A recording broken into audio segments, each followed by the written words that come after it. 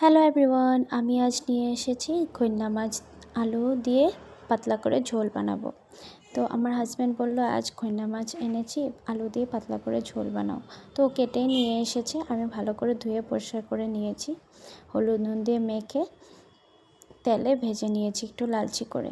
আর আলু আমি কেটে নিয়েছিলাম, ভেজে নিয়েছি। আর এদিকে ওই কড়াইতে তেল ছিল, ওই তেলে আমি সাথে আরেকটু তেল মিশিয়ে পেঁয়াজ, কেটে রাখা পেঁয়াজ অ্যাড করে লালচি করে ভেজে নিয়েছি গোটা জিরে সম্বাস দিয়ে। পেঁয়াজগুলো ভাজার সময় আমি জিরার গুঁড়ো, হলুদ আর পরিমাণ মতো নুন দিয়ে একটু ভাজা ভাজা করে নিয়েছি মশলার সাথে। আর লঙ্কার গুঁড়োটা আমি পরে দিয়েছি আলু অ্যাড করে তারপর, কেন কি আমি আলু আর একটু ওই হলুদ গুঁড়োর যে গ্রেভিটা মশলার, ওইটা আমি একটু বাচ্চার জন্য তুলে রেখে দিই। তোমরা এরকম পারলে করতে পারো।